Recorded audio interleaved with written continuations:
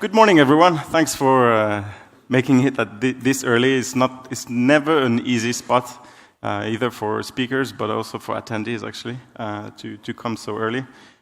Now I'm totally blind. So I'm here. So thanks for making it. Just to get an idea of the audience a little bit, how many of you currently practice chaos engineering in their companies?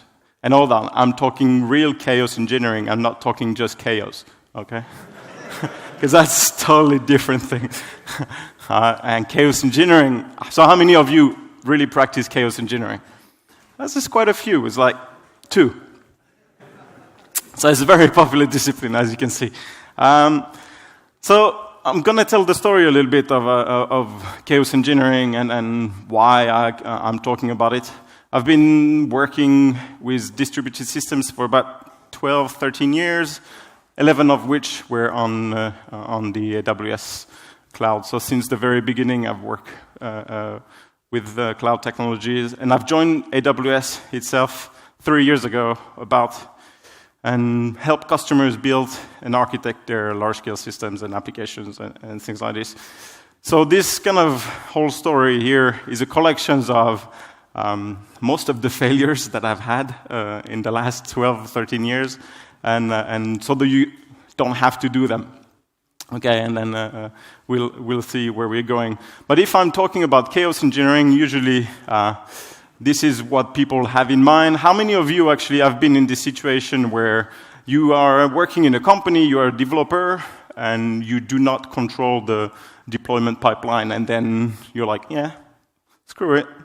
sysops will do it. So how many of you actually build things and deploy it at the same time? How many of you? Right, cool. How many of you just deploy? There's one brave dude. And how many of you just code? Right. Yeah, so it's quite a thing. Like, so there's always this imbalance between who writes the code and who publishes it. In the back, there's actually plenty of seats in front if you want, so don't stand up if you want to come there, seats in front. And the problem is, in the last 10 years, and I think this is quite a miracle for most of us, we don't yet realize, but we've witnessed a massive evolution, right? From having physical machines to actually all the way to serverless. I'm not going through all the benefits, but at the end of the day, what we are going towards is solutions where our code, when we write code, we only focus on business logic, right? And that means that we are more and more moving towards very, very large-scale microservices infrastructure. In fact, now with functions, we are even moving towards what we call nano services. So functions are kind of very, very dedicated microservices with a lot of different databases. Each of those microservices or nano services might have its own kind of database and things like this. So it becomes quite complicated. And because it's very complicated, we're all the time at the mercy of failures, right? And this is Werner Vogel, who is a CTO of Amazon, and I'm not putting this quote because he's CTO of Amazon. Is generally a quote that totally changed the way you need to think about architecture, is that everything will fail, right? And if you think about 10 years ago, we were architecting against failure. Now we are architecting embracing failures. And this is a totally different way of thinking about architectures because it makes you do things totally differently. And the problem, actually, and he even had a talk, actually, a few years ago, talking about failure, and during his talk, the whole building ran out of electricity. Right? So failure really happens all the time. So if you think about what it is currently to build large-scale systems, it actually looks like this. And most of the time, it feels like this, right? You're like really at the edge. You're doing gymnastics at the edge of the cliff, and a very, very small change or a very small imbalance in your system can take you totally off the ground. And this is the whole story of chaos engineering. And why we are there is because in those large-scale systems, normal testing doesn't work anymore, right? You do not anymore rely on unit testing because unit testing checks your functions or your core code, really isolated from everything else. Functional testing, which is a bit wider test, is not enough, right? Nowadays, you have systems dependencies that can span through 60, 70, 80 different services, right?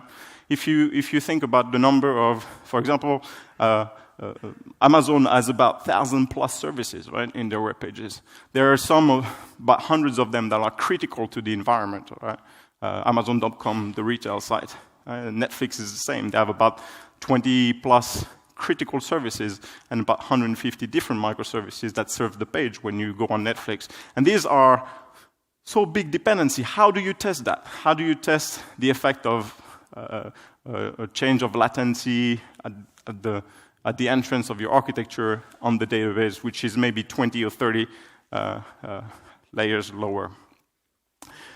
There are places, again, in front if you want, folks on the back. There are some people standing up. And at Amazon.com in the mid-2000s, we recognized the big problem, right? Amazon.com was growing massively. We were going global, and therefore we had a lot of new problems managing this kind of very large-scale infrastructure.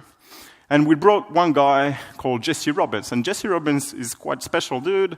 He has a background in firefighting, right? So he's a firefighter. And firefighters spend 80% of their time practicing fighting against fire in a controlled environment. It's a practice, it's training. 80% of it is training, so that the 20% when they go on mission, fight fire, they're trained.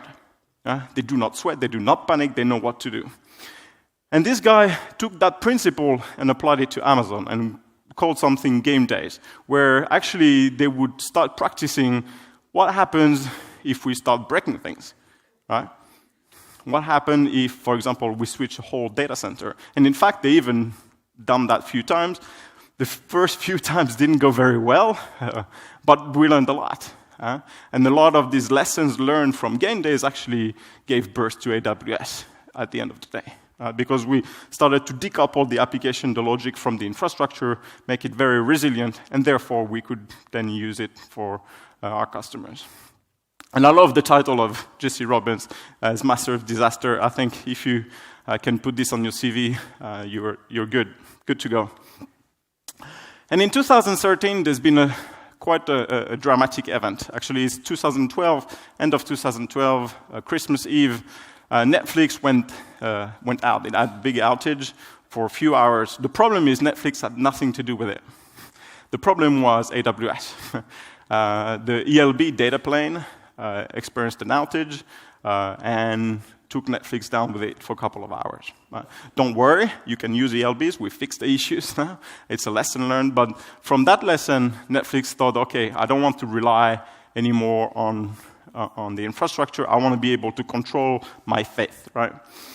And they went on to create the first active multi-region architecture across AWS and across the globe. In fact, they started to have multi-region in the US and expanded in 2016 to have a third active region in Europe, right?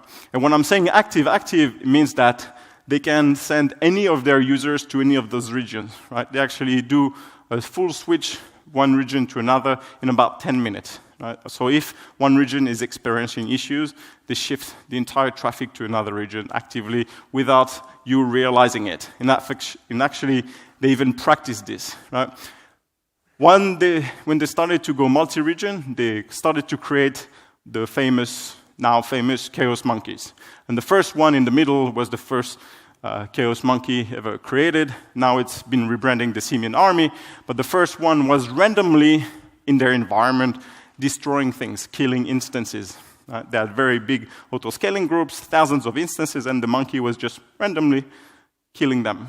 And now their monkeys have grown into the big gorilla behind that's actually practicing about once a month, killing another entire region and practicing a switch of traffic while you're watching Netflix in production systems. And this is all what we call chaos engineering.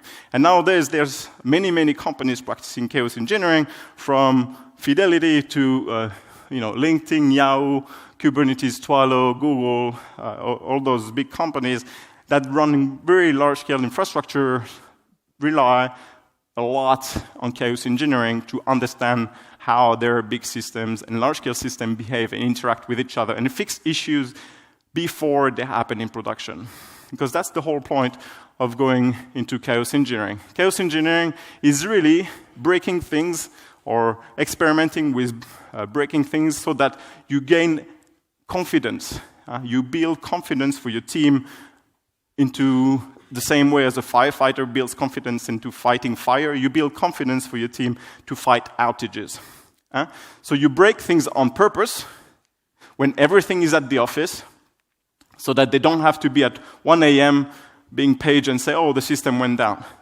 So when everyone is at the office, it's much easier to practice breaking things and have engineers solve the problems when it happens. So that's the whole point of chaos engineering. And in fact, most of the chaos engineering relies on fault injection. Fault injection from very small things. So you inject latency, for example, in your application, in the UI or in the load balancer.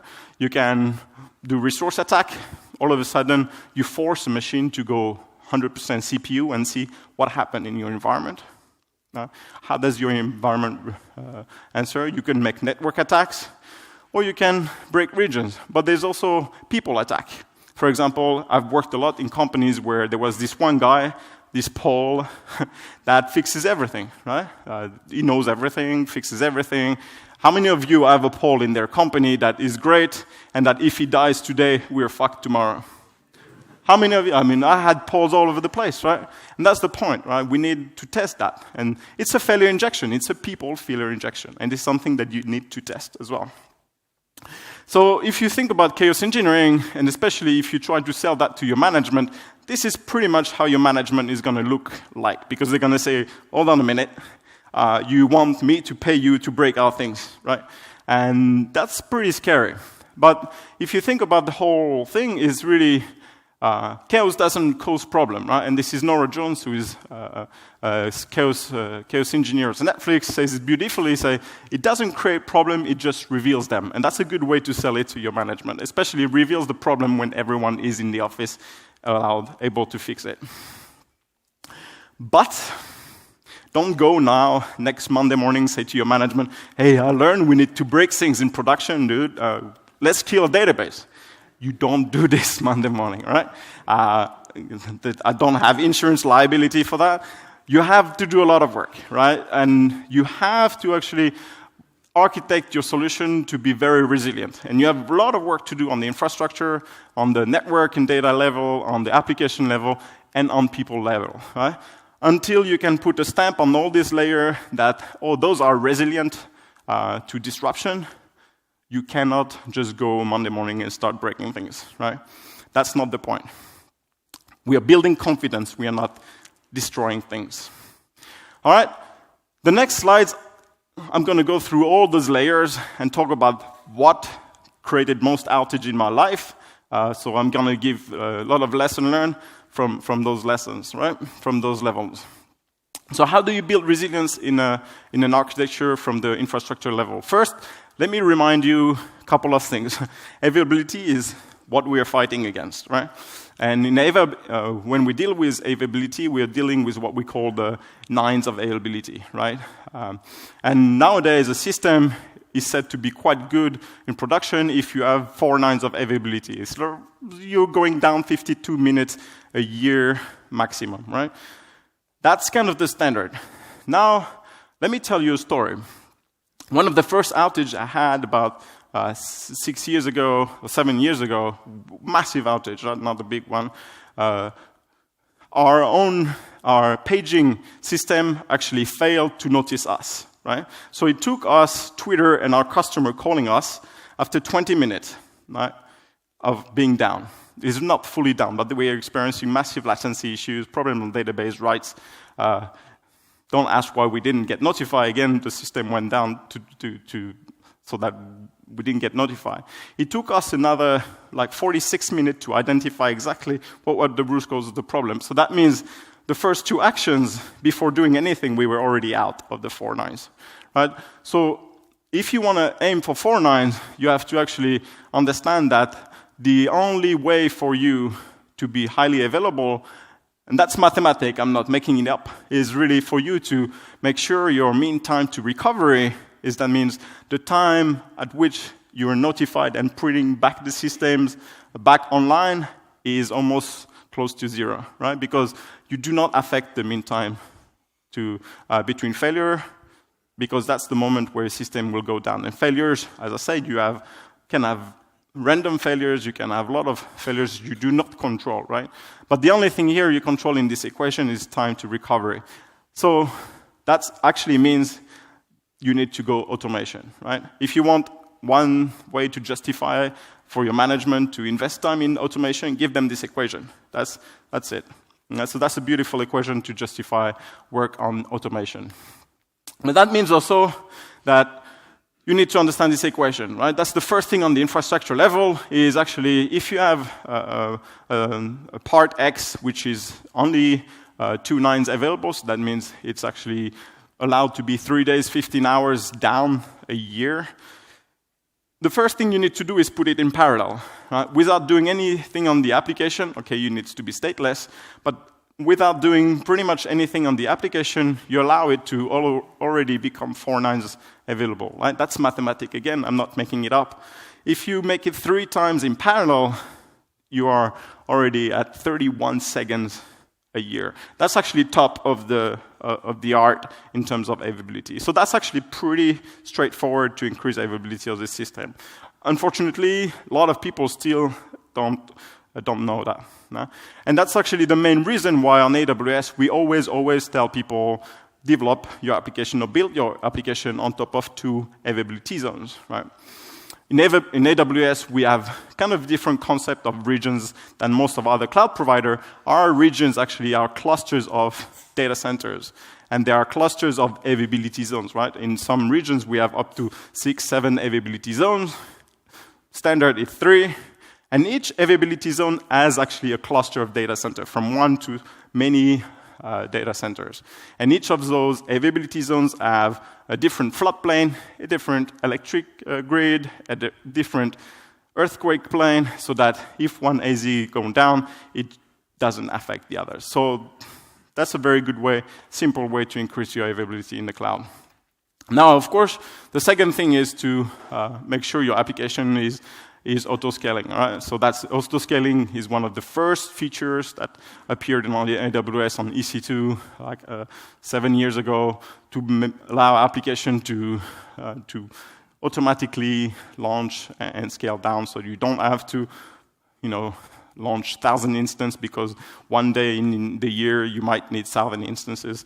Okay, so autoscaling is a very good way to make sure your performance is good. Of course, infrastructure as code, I don't have to sell that to you. I think most of people know that infrastructure as code is the most important thing, especially for automation. And as I said in the equation, the fact that you want to be available, the only thing you need to do is mean time to recovery needs to be as close to 0 as possible. So the only way to do that is remove the human from the equation and make sure your system is deployed using infrastructure as code. Infrastructure as code simply means that your infrastructure is actually in a template, right?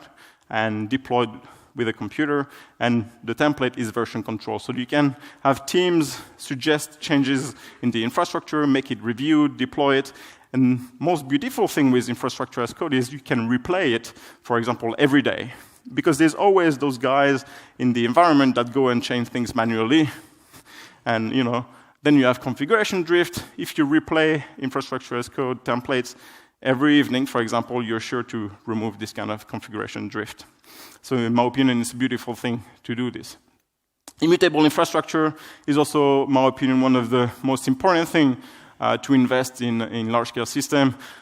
The sole purpose of immutable infrastructure is to never update a system in place, right? That's the point. The problem, if you update a system in place, so if you update the code, that means, and you update the dependency on the system while it's running, that means that it's much harder to roll back. Right? If you update a system through parallel deployment, so you create a canary deployment, you deploy a new environment, move 1% of the traffic to this new environment. We'll test the system, warm it up, figure out if everything goes well. And if it goes well, then you update. Then you move more traffic, and I'll explain a bit more later.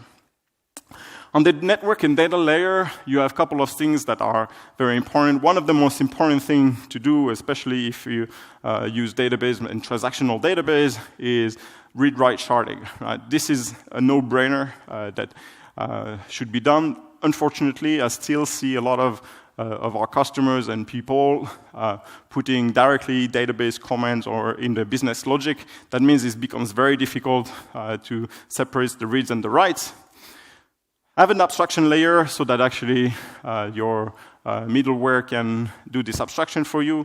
And nonetheless, having a read-write sharding allows you to send all the reads to the master, and then all the write to the master, and all the reads to the different read replicas. On AWS, if you use RDS, you're allowed to have 5 read replicas. If you're using Aurora, you have 15. That means you can have very, very big throughput on the reads. And that's a very good way to start scaling your databases. Another one which we see often is the fact that people put databases in the same instance, and some databases that don't, or tables that don't have any transactions. So if you don't have joins between databases, there's no reason why to make them in the same host, separate them, because then you can scale them independently from one another. And that's actually a very, very simple trick as well to do. Again, on the abstraction layer, it should be done because it's so difficult to refactor code and go through all the code if you have not done this abstraction and you call directly your database in the business logic. The last one to do on scaling database is what we call the sharding per ID. So that means that you define a range of IDs. For example, if you have a shard that is, or you can use the name of people, or most common way is to have the geolocation as a shard ID. And so that means if you're global, you would have a location in Europe, in US, in Asia, or you can have several in Europe as well if you want. If you use Frankfurt, Dublin, UK, Paris, you can have several databases. So customers, especially like the Facebook, Instagram, Amazon.com, use this technique of sharding databases per geolocation a lot. Makes it a lot easier. Of course, you might have once in a while 1% or 2% of the people that move from one region to another, but for those 1% or 2%, which will have maybe an increased latency because you need to do multi-region write access, it's still a good compromise for the 99% of the rest of the population. Another technique which is very important is asynchronous patterns. There's two, especially that I think are great in decoupling systems, is the listener pattern and PubSub pattern. Both use queues. It just depends if they are listening to it or polling for updates. And one of the most beautiful ways to use that pattern to scale your system and to make it highly available is to isolate the API front end to the back end, right? So that means that you are embracing now asynchronous patterns. That means that when you make a call to the API, you return immediately with an ID. Instead of processing the request and returning once the request is processed, you return an ID, and then that ID is the ID of a job that is passed into a queue.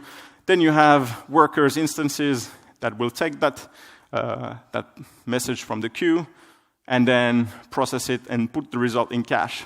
Now, the beautiful thing is once the result is processed, then you can send a notification to the client, and the client can come and fetch the result directly from the cache.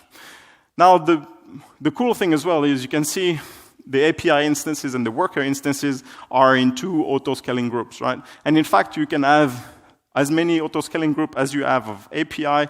I've worked with companies where some part of the API, the routes were really CPU bound, so you have to have instances that are, or systems that are CPU intensive. Some of them are more memory bound. You don't know really the patterns. Having this kind of flexibility to optimize the APIs per what they are going to do is good. And same for the workers. And actually, you can also apply what we call priority queues. So you don't need only one queue. You can have 3, 4, 5, as many queues as you want, especially if you start to have high priority APIs, right? So you can have low priority queues and very high priority queues so that the worker instance first fetch messages with high priority so that they are dealt first. And of course, the simple pattern here to scale this one is to use the size of the queue, right? So the size of the messages in the queue can affect how many instances you deploy to process those messages. So as the queue grows, you can increase the number of worker instances to process the messages. Now, one of the most important algorithms that you need to embrace and to make sure that it's actually implemented in your system is called the Exponential Back Off. This is a killer algorithm, especially it's good because it's fighting against a killer problem in distributed systems. The Exponential Back Off is an algorithm that will wait proportionally longer to the times how many times it fails, right? So it will double the time between retries. So the more retry you do, the more time you wait between retries. In fact, exponentially proportional. That's why it's called exponential back off. And this algorithm was invented once when they were working on TCP/IP protocol to avoid having congestion, especially when systems started to experience errors. All the other distributed systems were retrying at the same time, and then ends up having network flooded with, or 80% of the network being flooded with retries, which can take your system down. In fact, I've experienced 2 outages, one outage especially because one of our dependency in the library we were using to query Redis, right? It was a library that was accessing Redis, and we had the clusters. We have lots of microservices, about 70 microservices accessing Redis. Some of them started to experience errors and retried automatically, and they were in an endless retry loop. That's because we didn't take care of verifying the library if it was implementing exponential back off. And this is a big mistake because it took all the system down, everything down. Because the network was congested, all the applications started to go down, domino effect. And this is something important. So if you use libraries that you do not implement yourself, verify that they actually do implement exponential back off. It's a standard, but never assume it, because, as I said, it still takes us by surprise. Another one, which, in my opinion, is probably the most important pattern for increasing reliability, and especially understanding, increasing the way your application behaves, is circuit breaker. Circuit breaker is quite simple. Instead, if you have 2 systems, A and B, instead of calling the system B by its URL directly, you actually call it through an object, or you englobe the call in an object, and that object has at least two things. It has threshold control of errors, so this object will monitor how the error rate or the threshold of the dependencies you're trying to call, and if the dependency is experiencing some issues, so increased latency, increase of CPU memory, you can have a lot of different metrics. It will circuit break. It will break automatically instead of calling the dependency and ending into a timeout, because timeouts are killers in applications, right? So you want to avoid this. You want to avoid having your application being in timeout, so you circuit break it before the problems happen. And that means that when your developer makes this object, it can think about graceful degradation. It can think about what happened if my dependency fails, what should I return? And this is a very, very good way to make a developer think about graceful degradation. And I'll show you a bit later what graceful degradation means on the UI for Netflix. Now, of course, you're going to have a lot of distributed systems, so you need to have some sort of routing, dynamic routing between systems and services. And there's a bunch of things you can use. On AWS, there's something called Route 53, which is a DNS service, and it allows you to do different policy. The latency-based policy routing, which in distributed system is very important, since you want to target a service that has least latency, so you answer faster. You can also use GeoDNS, so that's if you want to isolate users per regions, or you can have this weighted round robin, which is extremely good if you want to do canary deployment, because weighted round robin, you can start with 1% of the traffic to a resource, and another 99, and then dynamically, through an API, increase and reduce it, so you can dynamically change the traffic pattern in very fast. And all of those can be coupled with DNS failover. DNS failover simply means that if one of the dependency fails, all the traffic will be shifted to the other available resources. And this is what Netflix is doing when they do the whole region breaking exercise. So they cut all the dependencies in one region and then shift all the traffic through Amazon Route 53 to another region. On the application level, you have a bunch of work to do. As I said, since you're going to be in distributed systems, you're going to have autoscaling, and you're going to have multi-level of application. It needs to be totally stateless. That's the most important thing. In fact, it's probably the first thing you need to do in your application if you want to start scaling it, is to make sure that you do not store the state of the data inside the application itself, but use a cache or data store outside of it, so that other resources, when they start, they can use the state of the previous state of the application. Stateless is quite simple. It means that any request in the system, any subsequent request, is totally independent from the other. Right? If two requests needs data from each other, it means your application is not stateless. So it means you're going to experience problems. Because as I say, failures can happen anytime. If you kill one instance and it had state, for example, a session ID or a state of a shopping cart or anything, it will be lost. And that's terrible customer experience.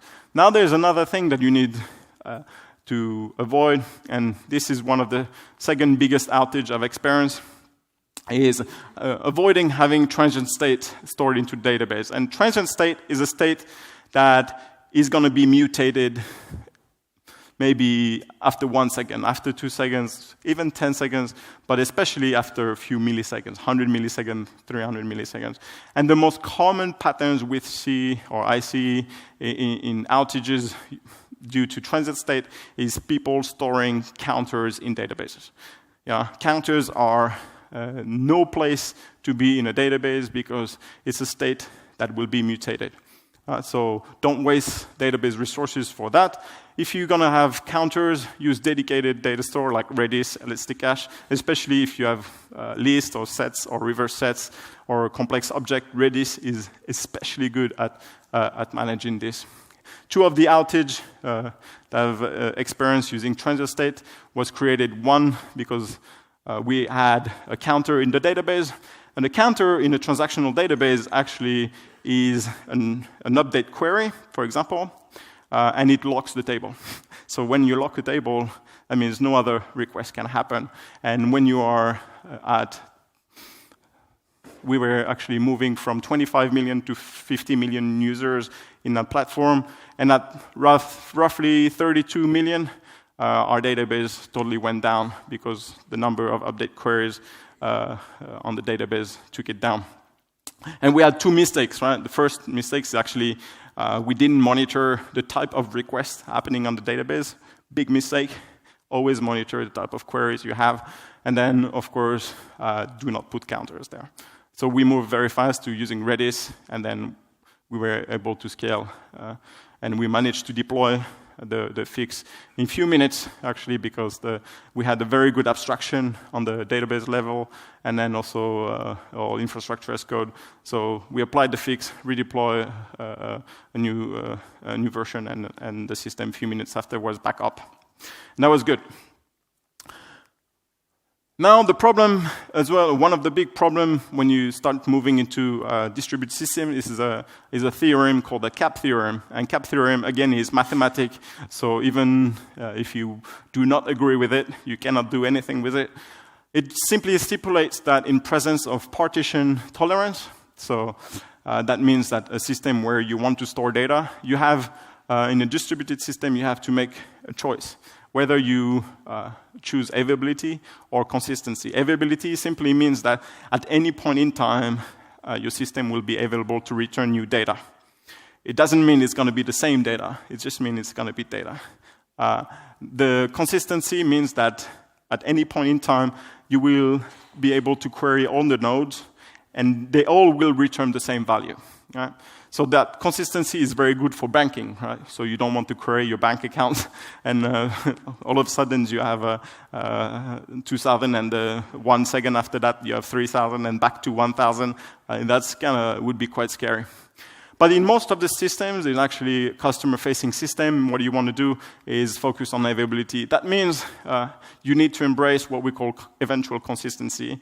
And eventual consistency simply means that, as I said, you cannot have the consistent. That means that if you query your data, maybe it will not return the same value.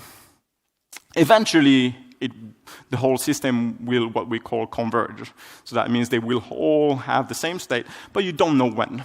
Now, most of the time in distributed systems, it's like 100 milliseconds, maybe in very large one can be up to a second or 2 seconds when you go really global around the globe, right?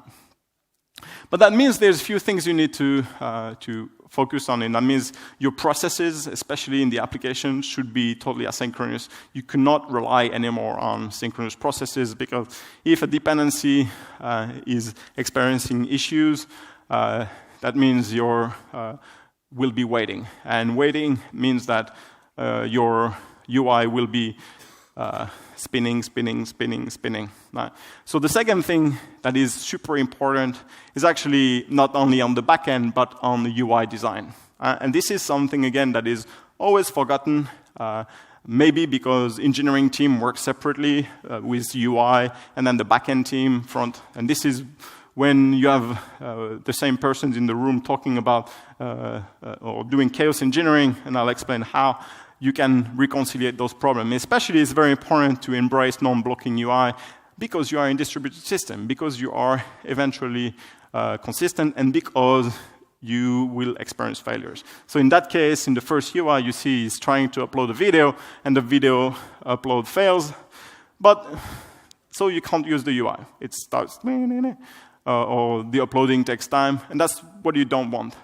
In the second UI, the uploading is actually asynchronous, so that means you can still use the UI while the video is being uploaded. And this is very, very important to embrace those methodologies. Also, you want to avoid that. We all love the unhandled exceptions. I think it's something we've lived if you use computers in the last 10, 15 years, you've probably seen that one. We want to avoid that. That's not a good customer experience. And as I said, the circuit breaker is very, very good a few slides ago, because it allows developers to focus on graceful degradation. And Netflix, if you look at their UI, they have actually my list here, which is my service, which is querying a database, which looks at my information. But they also have a lot of different information. You see, they have Netflix original, trending now. In fact, 90% of the UI comes from cache. The only service that actually is called directly is my list. And if this fails, what they do is they bump the lower cache up, and then you don't realize it. Actually, most of the time, people don't realize when Netflix is doing chaos engineering or kills regions or break things, because they have graceful degradation in the UI, and I bet you would not even realize if your list is not there at the right moment. Right? So you would just scroll, and then everything is served from cache. And that's a very good way. It doesn't load their backend system. And those all done using circuit breakers. On the people level, because that's also important, you have to embrace failures. And this is, I think, a paradigm shift as well in companies that don't let developers deploy, try things, because the more you tell them that they should be scared about failures, the less they will protect the system from going down. And in fact, most of the companies that I've worked with that gave us a lot of freedom and never blamed us when things went down, we were a lot more resilient and very fast. Because people tried stuff, we were able, everyone had the power to deploy in production, everyone had the power to fix, so we were we embraced that power, and it felt good, right? Any developer that feels that, oh, I have the power to fix things, actually will want to do good, right? We are not the mad guy that tries to break things. Another important thing is do fire drills. On the people level, do not let people experience outage for the first time when it happens, because they will sweat. It's extremely scary to being paged or called by a customer and then say the system is down. Extremely scary. First, you lose your cognitive ability. It's being reduced by 80% at least. You become really, really stupid. And that's even the smartest of the engineers I've worked with that did not practice outages or fixing them became extremely stupid. We all gone there. And it's very serious business. So do practice fire drills. Break the system, not in production first, but in test environment, in staging and see how it goes. Replay with real user data. We have all the technology at hand to do systems like this. See, someone is already practicing breaking things. It's good. It's good stuff. So once you've done all this work, you can start doing chaos engineering. And there's 5 stages in the chaos engineering, and it all starts with understanding what's the steady state. And that's the most misunderstood thing. Steady state is not just measuring the CPU or the memory of your system. It's really understanding the relation with your business, having a business metric on your application. Netflix use something called the pulse of Netflix, which is how many times you pressing on the play button, which is pretty fun, right? They've managed to see that the number of times a customer press on plays define if the system is stable. Because if it works, you'll just press once. If it doesn't work, you'll do dum, dum, dum, dum.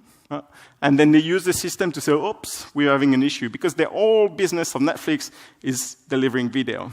At Amazon, 100 milliseconds latency on the UI affects 1% sales. Amazon.com. 100 milliseconds latency on the UI, 1% sales. We've measured that. It's proven, right? So our steady state is the sales number, because we know it's being affected. As I said, also Google did the experiment. 500 milliseconds latency on the loading time is 20% fewer search. When your whole business model is search, you want to make sure you're not there. Right? So understand the business metric, and especially understand what are the acceptable thresholds, because it might change over day, over weeks, over periods of the year. Holidays are very different, right? So we don't want to have alarms on Amazon.com when it's Thanksgiving or Christmas. We want them just before. Thanksgiving, people usually drop the phone, spend time with family, so the effect on the platform slows down also during holiday periods, right? But before or during Prime Days, during Black Fridays, those are the times where we need to understand the steady states. And same with yours. So understand what are the acceptable range, and when it goes above or under, this is when you should have an alarm. And then you go into a phase of defining the experiment, and that's the whole purpose is asking the what-if questions. And this is the most important phase of chaos engineering. You need to have everyone from your company involved in the product, from the UI designer to the backend, to the DBA architect, even the CTO, and then ask, what if? What if today we practice breaking a database, or especially breaking the master? What will happen? So you will realize very fast that everyone in the room has different stories. And that's the first very amazing thing, is that an architect will think very beautifully, say, well, you know, our system is as a read replica or as a master will break, we have a failover that will take up downtime 30 seconds, 60 seconds, everything will be okay. The UI will say, oh, I didn't think about this. What happens during this 60 seconds when my database is not available? Do you go into read-only mode? How many of you actually think about the read-only mode? Because you have, right, read sharding, right? So your application still is able to read, but cannot write. What your application does? How many of you have read-only mode in your application? Yeah, that's what I thought. Not so many. It's just one of the most basic things you should maybe implement, right? Because why not? Your business is not maintaining right database. It's actually serving data, right? So that's the thing. When you start to ask the question, what if, you can have very funny questions. What if my authentication system doesn't work? Should all the users of the system be banned from using my system? No. If my business is serving videos, maybe if my authentication service doesn't work, it's my fault, therefore I serve movie for free during the time I fix the system. So my users are happy. They won't go on Twitter, they won't complain, and you'll stay in business. But if you don't ask that question, and if you don't have everyone in the room, you cannot get there. And make it everyone with the problems. I say have everyone, CTO, business, from very, very deep engineers, right? And especially, do not ask the what-if questions on systems that you know will fail. Right? If you haven't done the homework on all different levels, if your system, if you have a doubt that your system will break, if you start to put it down, do not ask the question, what if? Go do the work. You only ask questions, what if, on systems you think are resilient, that you think you've done enough work, that you think will sustain failure.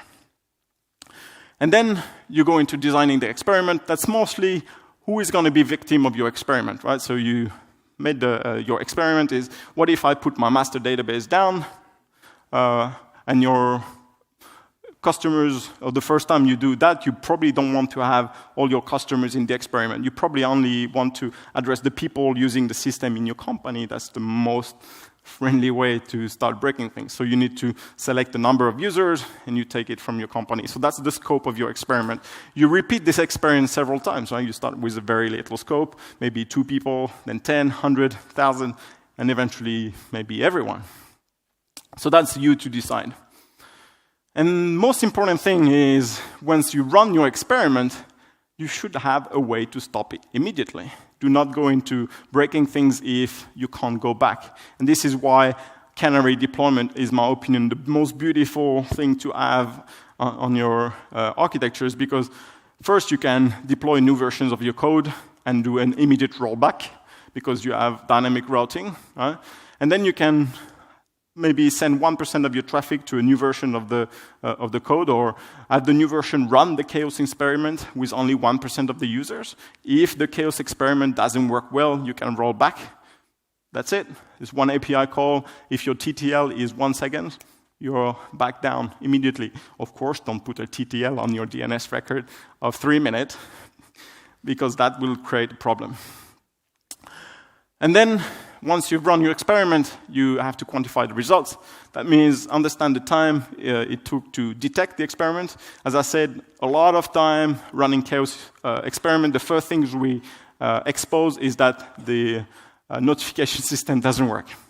That people haven't got notified. Oh, they didn't think about monitoring that. They didn't think about monitoring the size of the queue, and all of a sudden my queue in Redis is growing much bigger, and then that's it, doesn't take anything anymore.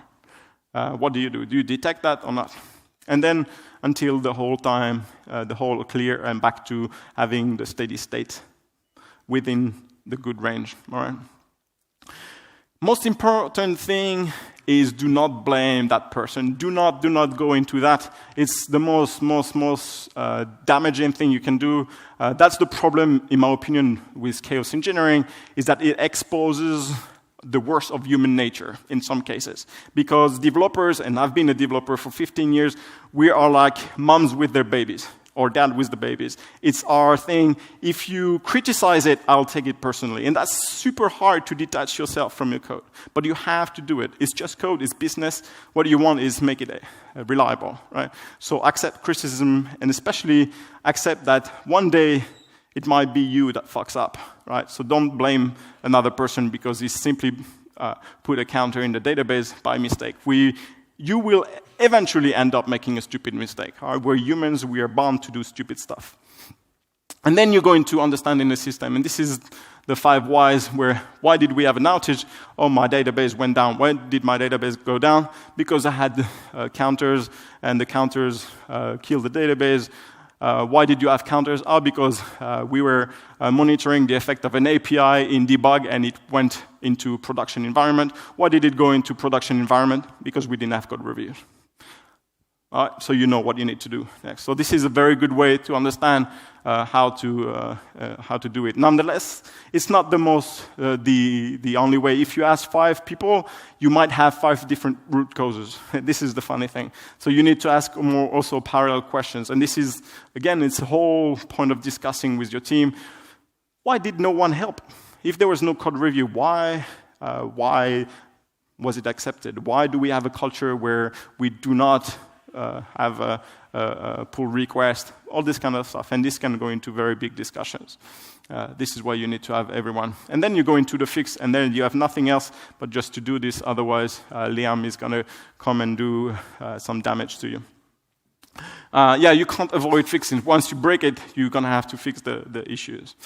And to close, some of the big challenges that I've seen, and mostly, as I say, it's cultural. Every engineer, every developer, eventually, through guidance, manages to fix different layers. Culturally, that's where it's very hard, right? And as I said, you get into very heated discussions. Sometimes I felt that I was in the middle of a boxing game, and you don't want to go there. So you have a lot of work, especially on the cultural part, to do this. And I noticed and this is just I'm French, by the way, so I know, and I worked for 17 years in Finland, and I noticed the southern my customers are, the more heated the discussions are. I'm not sure if it's the Latin blood, but up north, people are quite cool. I've done work with Portuguese and Spanish and French, and I thought that things were going to explode. So this needs to be managed, but it's still after discussion, everyone understood that we just had to fix the issues. And as I say, it takes time. Just to give you an idea, Amazon.com moved from a very big monolith in the early 2000s to a bricked microservice architectures with thousands of services, changed the culture from a very very vertical to very horizontal with 2 pizza teams. It took 6-7 years. So it takes time to change culture, so be patient. And this is probably the only advice I can give you. Think big, but act small. Right? And the same with chaos engineering. Do not start breaking big stuff. Act very small, because sometimes just 100% 100 millisecond latency will take all what it takes to figure out all the problems you have in your system. On that note, if you want more resources, this is what you can have. I'll publish all the slides, and I also write a lot on Medium about resiliency and availability. And don't hesitate to send a message on Twitter, or if you want to discuss more about the topic. Thank you very much. Have a great day.